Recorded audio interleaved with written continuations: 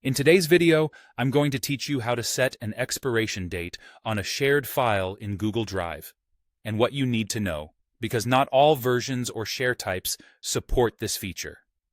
Now, this is particularly useful when you're sharing sensitive information or when you want to ensure that access to certain documents is limited to a specific time frame. Let's get started. First, you'll need to open your preferred web browser and navigate to Google Drive. Make sure you're logged in with your Google account. If you're not already signed in, go ahead and do so. Once you're in Google Drive, you'll need to locate the file you either want to share or have already shared. This is important because we're going to set an expiration date on that specific file. Once you've found the file, right-click on it. From the menu that appears, select the Share option. If you already have individuals added with whom you're sharing the document, you'll see them here. If not, this is the moment to add them by entering their email addresses. Remember, you can choose their permission levels, which can either be viewer or commenter. The expiration feature is available only for these levels.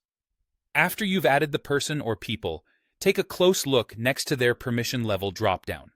Here, you're looking for something that says Add Expiration or Access Expires. You might not see it immediately, but don't worry. It's right there next to the permission settings.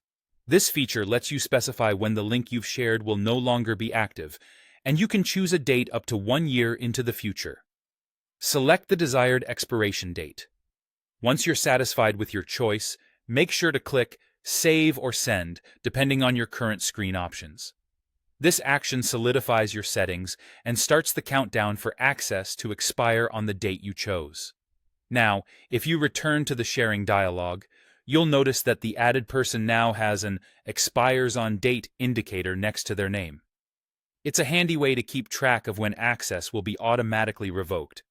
Additionally, if you ever need to adjust or completely remove the expiration date, you can easily revisit this dialog and make your changes. Before we wrap up, it's crucial to highlight some limitations. The feature we discussed is exclusively available on certain Google Workspace or paid accounts. Unfortunately, it doesn't come with all personal or free Google Drive accounts. Furthermore, the expiration date works only when you're sharing with specific individuals. If you're working with the Anyone with the Link share setting, the expiration option may not display at all. This is an important consideration when deciding how to share your files. That's it for today's tutorial.